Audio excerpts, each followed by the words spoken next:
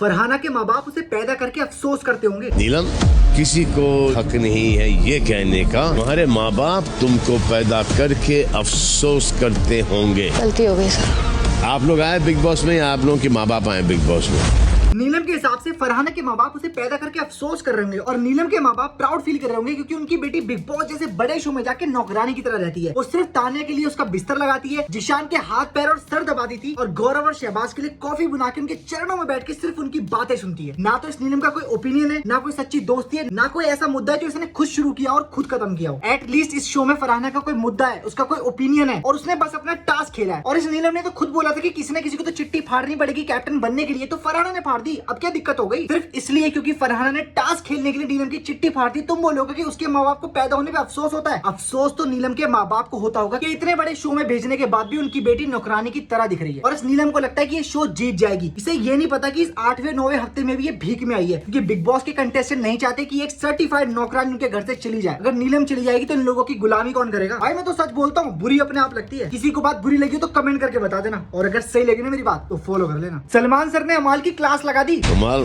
रोजी रोटी ऊपर वाले ने दिया है। Who has given the right to go and snatch the plate from her? अमल फरहाना की माँ पर गए। आपको क्या लगता है कि वो जस्टिफाइड है? आप सही हो? Got very triggered. मैं एक बाप हूँ तो तुम्हें ये कहने आया हूँ, लड़ झगड़, लेकिन अपनी जबान जो है उसको अंडर द बेल्ट मत जाने दे बेटा। मेरे माथे पे मत लिख दे कि तू इस तरह से बिहेव करेगा। Sorry. Consider this as my last warning.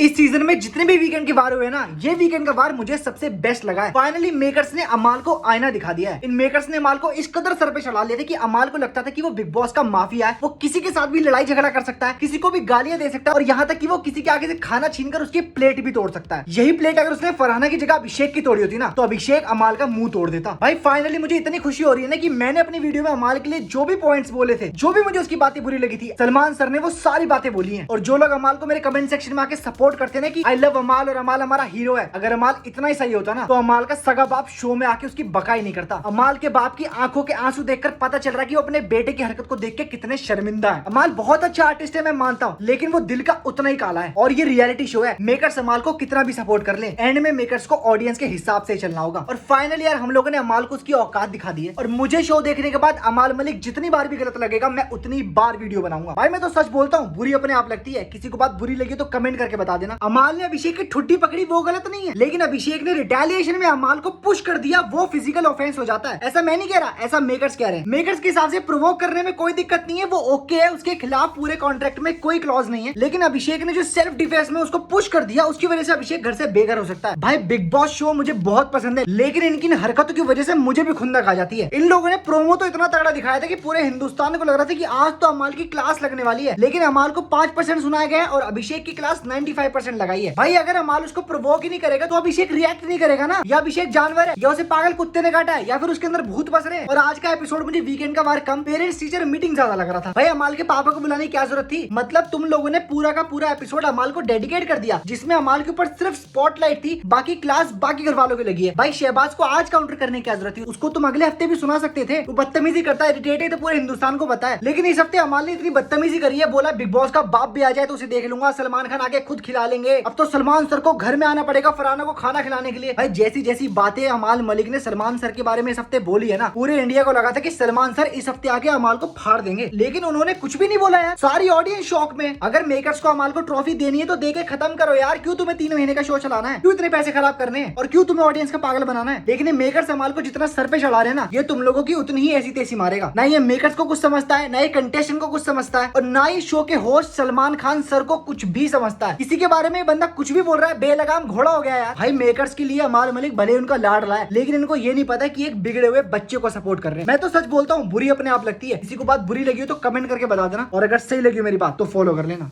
खत्म हुआ जब हम आ गए, खोए जब दुनिया को खुद को हम पा गए। मैंने सोचा मैं भी सो के देखूं सपने, पर सपने तो आके मेरी नींद ही उड़ा गए।